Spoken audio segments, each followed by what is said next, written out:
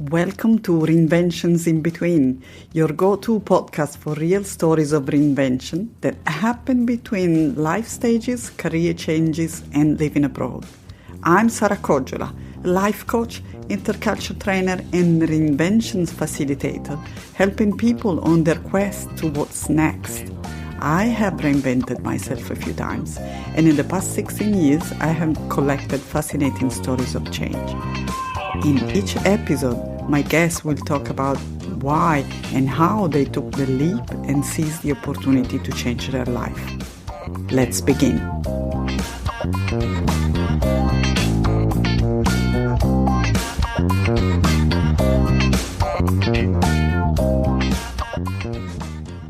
And that was a big part of what happened. And I was 19 then. So That was my moment of, I knew this is what I was meant to be doing, but I found out about art psychotherapy about 10 years later. And that was my eureka moment of, that's it, that's what I'm doing.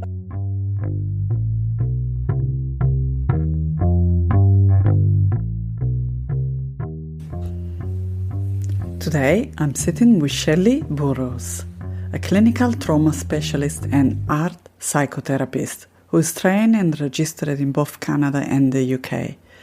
She has 20 years of experience in providing individual therapy for children, teenagers, and parental consultation. Her areas of specialization include trauma and post-traumatic stress disorder in children and teenagers, cross-culture and third-culture kids therapy sessions, and international adoptee family consultation. Welcome, Shellee. I'm very happy to be here with you today. Likewise, it's lovely to be here, Sarah. Thank you. I'd like to start with a sentence that you wrote and start with it. See how it works, what triggers you.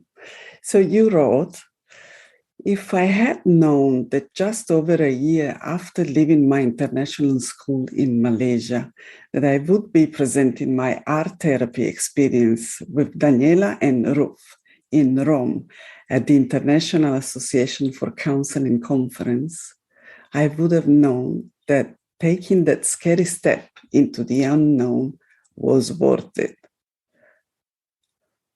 Yes, that's an understatement. When I returned to the UK, I went through that whole process of watching my husband get a job and re-engage outside, and my children going to school and re-engaging outside, and me being left at home cleaning the bathroom and thinking, what have I done? I just remember thinking, what have I done and why have I done it? And of course, when you're cleaning things, some people find that therapeutic. I don't. And I just felt that I was in a very sort of dark place where I couldn't see the other side of it. And that was what came from the next step of my process. And yes, that was a huge, huge step in my life, and one that I was very, very lucky to have. Wow. Very powerful and reflection for sure. So my question today is just starting. So how did you come up with this reinvention idea? Well, I did train initially as a graphic designer stroke illustration. So the illustration course that I was on, it couldn't make its mind up what it was. And this was over 20 years ago. So everybody was a bit of one and a bit of the other, which is very third culture, if I'm honest. But then when I found out about art psychotherapy, I thought that's it, because my school didn't offer psychology as a subject because it wasn't a proper subject. So I was left with this interest. What can I do with it? And then, of course, art was the one thread throughout my life that has always linked everything together. So that was where I reached, where I realized that there is the art psychotherapist part of me, there is the clinician part of me, and then there is the graphic designer stroke, more illustrator, I would say, part of me, which was dormant for a long time. It was like I kind of put it in a cupboard, but I knew it was still there, if that makes sense. That's very interesting to analyze about ourselves, and not always happen so easily to understand which are the path that we can choose. It's not always easy, right? So No. what challenged you at most at first, or during this transition, or you went? Not having a working identity when I had a clear identity as part of an international school community. So we returned to where we had lived before, but it wasn't the same. And I think it's very easy to think, oh, I'm just going back. But it wasn't the same and we weren't the same. So it was going back and everything was different.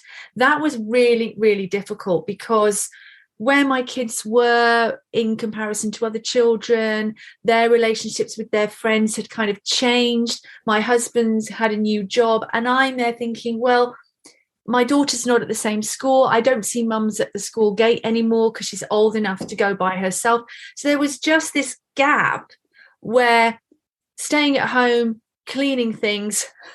I'm not an obsessive cleaner. The house had a major mold problem, which I think really did make things more difficult because it was just a practical issue. But it was also that I had lost myself and I didn't know where things were going to lead next. So winter in the UK, it's dark, it's gloomy, people don't really go out. Admittedly, this was all pre-COVID, but even then it was just, I felt that I was in a very small, dark, damp box. So it was the circumstances, you had two major events at the same time. So moving to a different country and having your job in standby for a while. Yes. So it was a huge adaptation, probably. One of the major pattern that I see in hearing other people on reinvention stories is really this one. So the challenges and how difficult can be to be able to do the same work, same job in a different country. Yes. And not just because of the job market, but also because of the title recognition. And I know this has been a problem for you as well. Yes, very much so. And I've always come full circle now where I've been in Canada for several months now. My registration is an ongoing process, but then I'm in that kind of limbo again, where it's just that keeping going while keeping trying, if that makes sense, which is very hard when you've had a sort of bad week. But also it's that investment in our move here for my children, because we have dual nationality. We're very, very lucky to be British Canadian. And it's just making sure that we give this everything that we've got. But it's a bit like when you have children, when you have babies, you forget, and then you have more children. It's just that you go back to that space and you think, I'm doing this again. But then what is there at the end of it? So I'm kind of gone all the way back round. And now it's just that recognizing where I am again. But then it's not about panicking, because if I keep going, I know that something will come from it. Absolutely. So I see honoring values of worth and coherence in these, your persistence and your being loyal to what you have studied and what you believe in, despite the challenges, and you're still committed to find a job and be able to serve all the community and all the people who needs this type of therapy, and which is embedded with something that you truly love. So drawing, I've been fortunate to attend one of your workshops during FIGT conference in Bangkok, and I was so delighted to be there in that space, drawing the island and putting every element inside. Do you want to share about this experience, or this is part of your work? Well, the island was interesting because that came about it was a social group at the school that I was at, where we had these children that nobody really quite knew what to do with them. And everybody has these students. You know, they're not the very, very high risk. They're not the ones where people have enormous concerns, but people are concerned enough to kind of, let's have a social group with some therapeutic art activities. So it's very clear that it wasn't art therapy or art psychotherapy, but the island came about where we had a number of children who basically didn't like each other, I think would be the nicest way I could put it. And they just argued about everything. So what I did was I had a huge piece of paper and I drew the outline of the island and said, right, it's your island, fill in what you want to put in it. And it changed the dynamics because we did it over 3 weeks during the 12-week term. So one at the start, one in the middle, and one at the end. And at the start, there were children drawing their own little islands off the islands with sharks swimming around it, and no one's allowed there. And these were children that had very, very low self-esteem and very few friends. And then by the end, they were all joining them up all together with bridges. So you could actually see the development of the social relationships with these children. And a lot of them, I think there were only 2 girls in the group of 8, but particularly between the boys, you could see this linking up process happening in the groups as well as on the paper. And that's why we stuck with it, because every group that we had, whether social or therapeutic art, the two were kind of together in my school. And we really saw that with every single group, whether they were 8 or 12 or 14, we saw the similar things going all the way through, which is why it interests me so much. And it's what children need. And interestingly, with TCKs, the airport was usually drawn first. But I think I wish I'd taken note of with which group, but it was always the airport and then everything else. So it was fascinating. And boys like drawing planes and airports. We realised that quite early on. So, yeah, it was really enjoyable to do it as well, and fun, and they relaxed. Amazing. I can really perceive all the passion that comes out from you telling and describing all this evolution. And it's important, definitely. I still remember during a conversation how for many TCK, going back home wasn't a specific country, but for them was similarly to the airport, was the courtyard of the high school, where they spend most of their good time with their friends. And it's probably where most of their memories come from. Very interesting. One of the other elements that comes often to people who reinvent themselves because of a move to a different country is the opportunity that comes out because living afar or in a different country. This was your case, right? You were talking about your experience at Malaysian International School was very important for you. Mm-hmm. Very busy time of your life. Yes, extremely. But it was something that I realised at the time. It was 10 years worth of clinical experience in 4 years. Wow. I would have to say. And it was also operating within a different wider system. So in the UK, I know how the system works. I know what you need to do to try and get the help you need, but how it all links together, I had an understanding. The Malaysian system, I did not. It's very, very different. And then it's culturally very different. So you had to learn fast. But what I did learn made me realize that however much I might have liked to think that I didn't have a filter, you always have a filter. And I just remember, a few things that I said and did where I thought, I'm not going to make any cultural mistakes here. And of course, you always end up doing it, don't you? And you think, oh, no. But it was just that I will always have a filter.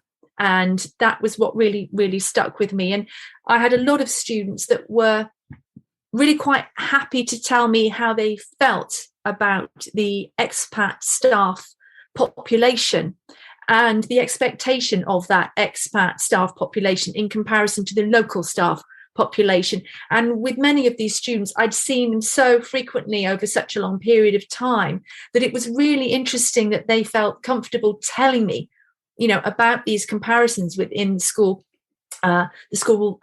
communities, which I might not have noticed all of them. Some were very obvious. Others were very subtle. But I felt very, very privileged to have access to that information. And of course, there were things that hadn't even entered my consciousness, which was really, really good to find out. Yes. Because also, of course, it's you build a lot of work around trust, and depending on the age of the kids, of course, if they are younger, they are just themselves and they don't think about all this construction of relationship. But if they are a little bit older, very important. And this brings me to ask you, what was the strengths, skills, or competencies that you use when you embarked on the change? My training, my graphic design illustration training, it was so obsessively detailed, particularly with graphic design, where this font had to be this way. And, the tiniest thing, if you made an error, everyone would put their work up, and then the tutor would stand up and go through it and walk straight up, point mistake. It was like living in a house full of white furniture with somebody who could spot a mark from a mile away. That's what my course felt like, which is why by the end I'd had enough of the graphic design part. But it taught me attention to detail. But it also taught me when you don't need detail, when too much detail is counterproductive. The illustration side of my course was fun. It was play with the materials. You didn't get that in graphic design very often, but it was far more enjoyable. You could make a mess. People, all sorts of things came out because it was more like play. And I think that's where I realized the play aspect of it. But also, if you're an art psychotherapist, it's not about judging what the image looks like. It's what it represents internally. And I did have a parent send her daughter specifically to me. She called me the art lady. This was when I was the school counsellor. And the child went home and talked to her mum. And the mum was not happy because I did not teach her daughter how to paint kittens properly. So she had thought it was a painting lesson in which you chose your topic, and I had to explain that it wasn't. But when I see people sit down and they're comfortable with the process, most people are not at the start. They're quite awkward, or I'm not good at art, or I failed. Younger children less so. They just, yay, let's play with the paint. But as people get older, I see more anxiety and reluctance. Once you get through that, and that everything you create is important, then you see the difference. But for me personally, the graphic design part took all the fun and play out of all of it completely, but the illustration kind of gave it back, and then it just sat in its cupboard waiting. I see. So these highlights also the importance of considering all our skills and experiences that we collect through our life. And I also talk, and part of the webinar that I offer to people who want to reinvent themselves is really focus and learn how to consider all the skills that they have acquired, and to be able to use them in different experiences, different job opportunities, different projects. Might be also non-specific job, but having a project in building something, a network or a partnership or whatever it is. And transferable skills are very important also, because many people who have fear of starting something new or change their life, they think they have to start from scratch, from zero, and wipe out everything that have been throughout their life. But this is not the case. And what I like to highlight in this is also very powerful combination of a creative process connected to the inner work. Yes. Which comes out beautifully with your experience, because many people forget about the creative aspect of our life, and we never find ourselves into drawing, painting, or even doing something for the house, and just enjoying it. And But for you is even a step further, because what you're doing is you're using creativity to heal, right? Yes, and it's almost like when you see sort of two bits joining, it's almost like you've tied something together. And a lot of the people that I work with, particularly those who are not used to having a voice, you could see it, you could own it, you had ownership. If it's all doing this in your head where there's too much, we would use the whiteboards in the counselling room, put it all on there, and then it stops moving. Mm-hmm. So I found that having that ownership was really helpful, but also feeling comfortable in showing my clients how it worked for me was also really helpful, because sometimes students or clients would say to me, well, I can't draw. I can't draw. I bet you were really good at art. And I said, but it's not about drawing being good. It's basically, this is how it works. And I'll show you. The vast majority of people that I've worked with have started to see that creative side of them and link them together. But interestingly, that's how that started. I was an art teacher on a summer camp in America when I was 19. The vast majority of children on that camp were from very disadvantaged backgrounds, Harlem and the Bronx being two of them.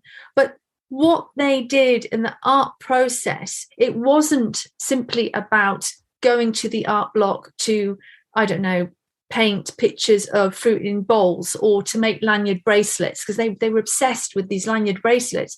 It was basically me saying to them, right, draw me a picture of your family.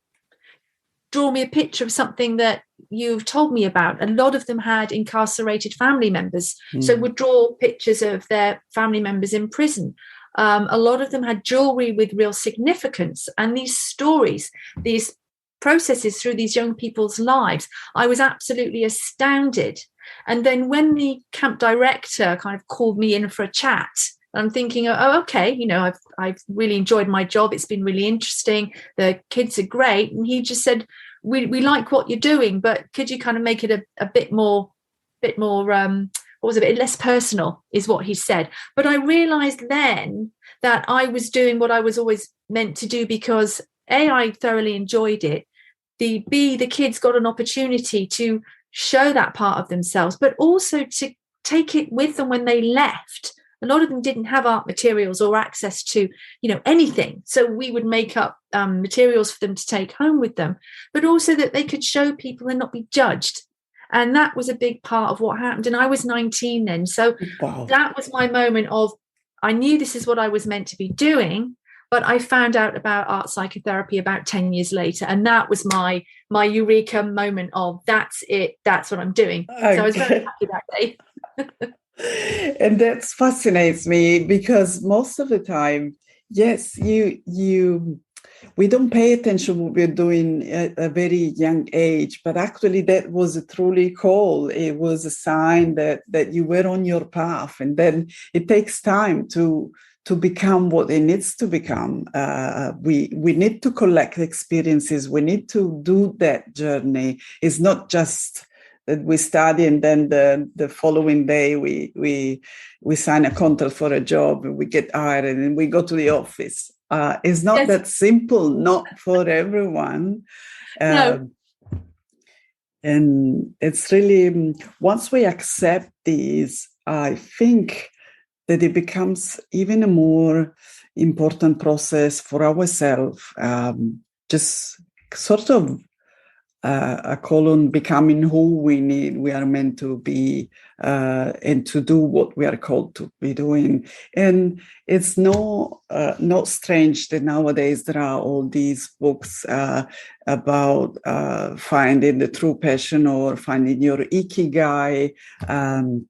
Because in the end, if we have lived for many years doing something that was supposed to be the perfect thing, now there's a more awareness of what we are capable of doing that is meaningful, not just for ourselves, but also for the community and the well-being of others. So it becomes a more holistic way of interacting with the world, and I love it. It's simply fascinating. There's another question that I wanted to ask you about networking, mutual support, co-creation, which we mentioned a little bit at the beginning when I read the sentence. You were working with Ruth and I remember the name. Daniela. So you met these two people through FIGT, Families in Global Transition. Yes. What this meant to you in your path? It made a huge difference. I mean, when I told you about me, cleaning the mold off the walls in my bathroom in England, I'm doing this, it was so awful. And then I found out about FIGT when I was working in Malaysia. Ellen Mahoney visited our school and she's like, you've got to go to FIGT. It's amazing. And of course, all the management were like, oh, that sounds great. And then she said, oh, it's in The Hague. And then there was just this wall of, oh. And I thought, when I go back, if it's in The Hague, I'm going, end of story. So I have to always say thank Ellen Mahoney, because it was just, that was when I heard about it. When I went to my first FIGT in The Hague, Daniela, the wonderful Daniela Thomas, she got in touch because she was kind of mentoring the presentation that I was doing. And she was fantastic. She was incredibly knowledgeable, helpful, professional. You name it, Daniela is it. And then I met Ruth kind of via Daniela. So with my process with FIGT was all the people that I came to meet. I realized that firstly, I wasn't on my own, which, cleaning my dark, moldy house felt very much like on my own. But then I met other people that had gone through it and come out the other end. And I always remember Tina Quick saying, I could live anywhere for 2 years. And it was just these things where I just thought, I'm not on my own. This is this part of the process, and it is still moving forward, even though it doesn't feel like it. And then even though now I'm living in a bigger house that doesn't have a mold problem, I'm the person doing all the stuff at home again. So I've kind of gone round again. But with FIGT, it really, really helped me. I did think that, do I try and find another job? What do I do? I don't want to let go of what I do and who I am, because the two for me are very closely linked. But in the UK, very often art is the first to go. It's generally one of those things where if I say I'm an art or therapist or art psychotherapist, people are either very interested or kind of pull this face going, art? Oh, you make baskets. It's like, no, I'm not that type of therapist. But here, what I'm finding is that over time, where I could see and connect with other people like me, when there were none where I lived, where I lived in Devon, very, very few, everyone stayed there. That was very, very helpful, because it was just all of a sudden I was on a big island full of people rather than on a little rock by myself, if that makes sense. Absolutely. So with this, I wanted to ask you to highlight the importance of keep building bridges and work in networking and find opportunities or groups, specific groups to co-create, co-work, and other type of collaboration can happen, not just being fixed on or focused on one type of work. Yeah, exactly. That was another aspect very important to remind the people who are thinking to reinvent that maybe they don't know where to start, but starting with networking or maybe attending a conference of something they are passionate, it can lead to really good partnership or collaboration. That was the case for me as well, FIGT. During my last reinvention, I would say, in the end, I was following my husband's work and supporting our family, and I had to reinvent several times. But the last one was when I really find my way, and I thought it was important to be able to support other families and other spouses, just like me and my family living abroad and having to adapt in different contexts. And start over for me was starting over a job nearly at every move. It wasn't so easy. But when I decided to retrain, I really wanted to have all the tools and the skills. So that's why I became a life coach and a cross-culture trainer. And I had to attend FIGT to meet all the people and the professionals who were working in that field. And the sensation when I was there was I couldn't stop myself from being in awe and amazed and surprised, and I felt a lot of joy, sense of belonging, many things all together, and I felt also empowered of yes, I can do this. Yes, there's a space for me. There's a lot of work to do. There are a lot of family that I can help. So it's really important to not stay on our own and connect to other people and build partnership as well. And also you made a really good point is, as time develops and if you do have children, what you need to do for them, it actually gets less. I mean, you do suddenly realize that you can look back and, you have the tools from working with these ages, but then you also have more space for yourself. And I think when your children are tiny, it feels like they will be like that forever. And then you blink and they're teenagers. And this is where I'm just thinking, my daughter came home from school here and she said, I'm the only British person at my school. So which accent do I choose? And I said, it's up to you. I really don't mind. I said, you can be Canadian accent outside. I said, or you can be British accent at home. But what I noticed was that she had a very international school mid-Atlantic accent in Malaysia because she was so small. She just picked it up and within a couple of weeks, her accent had completely changed. Now she's 13. It has stayed constant. With my son, he's like, oh, whatever, he's a bit older, he's just like shrugs his shoulders, I'm not really interested, but he's the only British person at his school as well. So I think what they're finding is that each time round brings something new and something different, but then if you've got the skills, you can build on them each time you go round. It's like something that spirals up.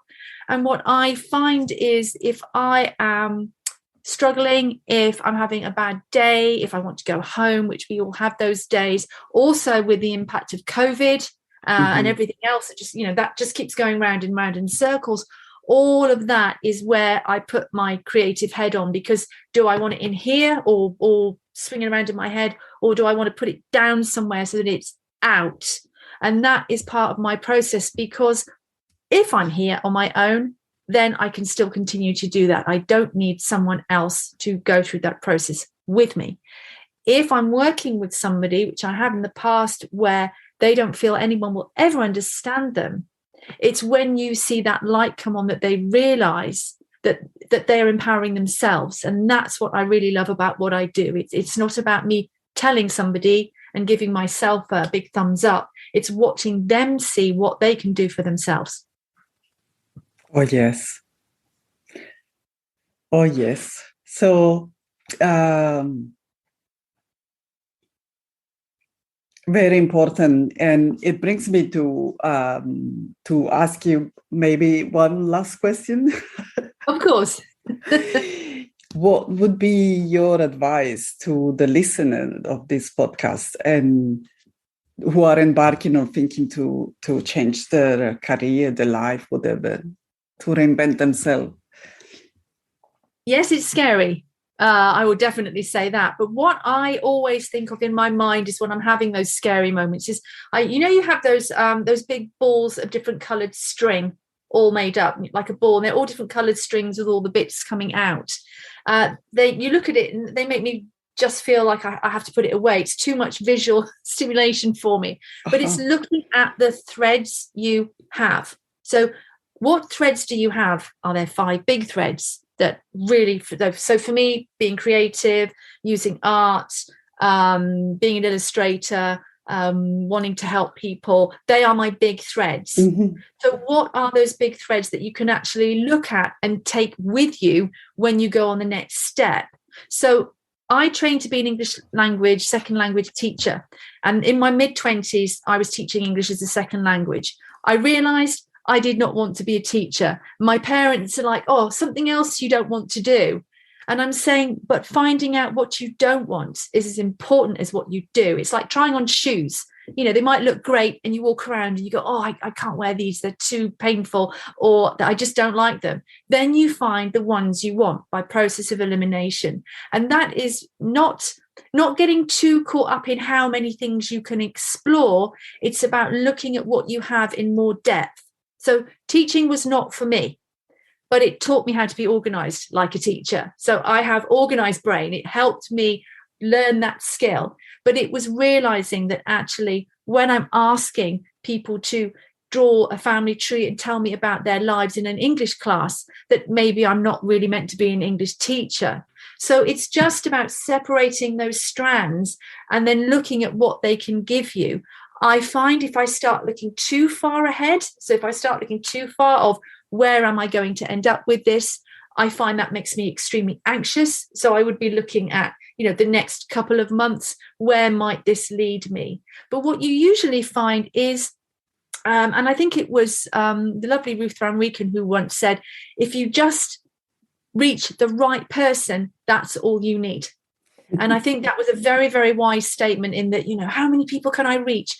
You reach that right person and that is all you need. And I would strongly, strongly support the conversations that came up by chance, or did they? And always I find that I have interesting conversations in elevators, especially at conferences. So I would say elevators at conferences, while queuing for food, that's another good one. But just generally these people where all of a sudden you find somebody that has that connection or knows what you're talking about and then can offer advice or another connection is how I go forward. And that's where I am again right now in Canada, looking at, what strings do I have and where might they lead me and how can I weave them together? And that's where I am right at this current point again. Fine, brilliant. Thank you so much. Lots of takeaway, a lot of learning. I really love to hear your story, Shellee. Thank you so much for your time and sharing with us. You will find, for the listeners, you will find all the information about Shellee in the show notes. But just to mention here, her website is shelleeburroughs.com, and you can find the beautiful drawings, and she's sharing one post a day on her Instagram account, all her adventure, life adventure, the account Creative Global Connections. I follow her every day. She is amazing. And I speak to people and they say, no, I know already. I saw it in your post-it. So that is just my post-it. So people's getting in touch saying, what have I done today? And you knew about the boxes because of my post-it. So I'm unpacking shipping. It's a public diary, therapeutic diary on Instagram. Thank you. Thank you so much, Shellee. My pleasure.